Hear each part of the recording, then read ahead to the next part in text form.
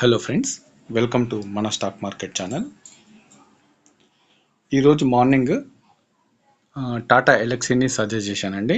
అంటే first 15 minutes క్యాండిల్ని with EMI 9ని ఎలా trade చేయాలనేది మనం అనుకున్న కండిషన్ ప్రకారం ఫస్ట్ 15 మినిట్స్ క్యాండిల్ని తర్వాత ఒక క్యాండిల్ బ్రేక్ చేయాలి. అంటే ఇప్పుడు నేను 15 మినిట్స్ మీదనే మీకు చూపిస్తాను. కాకపోతే 5 మినిట్స్లోకి వెళ్తే మనకు ఆ క్యాండిల్ బ్రేక్ చేసిన 5 మినిట్స్ క్యాండిల్స్ కనబడతాయి. ఆ టైంలో మనం ట్రేడ్ తీసుకుంటే కండిషన్ అయితే సింపుల్ అండి. ఫస్ట్ 15 మినిట్స్ క్యాండిల్ని తర్వాత వచ్చిన క్యాండిల్ ఏదైనా దాన్ని లోని బ్రేక్ చేయాలి, లేదంటే హైని బ్రేక్ చేయాలి. ఆ తర్వాత క్యాండిల్లో మనం ట్రేడ్ అయితే తీసుకుంటాము.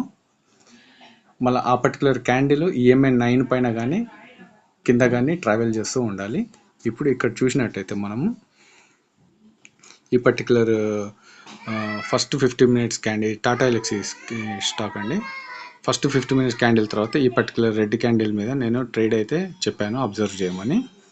ఇప్పుడు మనం అనుకున్న కండిషన్ ప్రకారం ఇక్కడ సాటిస్ఫై అయింది. కాకపోతే ట్రేడ్ అనేది సజెస్ట్ చేసినాక ఈ క్యాండిల్ అయితే మళ్ళీ పుల్ బ్యాక్ చేసింది పైకి. ఆల్మోస్ట్ అది ఫస్ట్ 15 మినిట్స్ క్యాండిల్ ఏరియాలోకి వెళ్ళింది.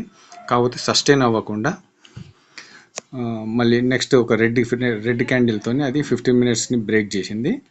అంటే కండిషన్ అయితే సింపుల్ అండి. ఈ ఫస్ట్ 15 మినిట్స్ క్యాండిల్ని బ్రేక్ చేస్తే దాని నెక్స్ట్ క్యాండిల్లో మనము ట్రేడ్ అయితే తీసుకోవాలి.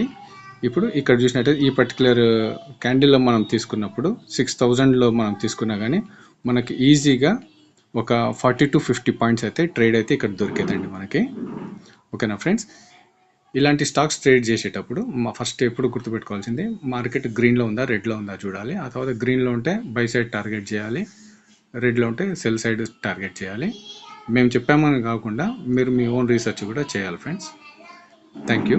ఇలాంటి ఇన్ఫర్మేటివ్ వీడియోస్ కోసం మన ఛానల్ని సబ్స్క్రైబ్ చేసుకోండి friends. Thank you once again.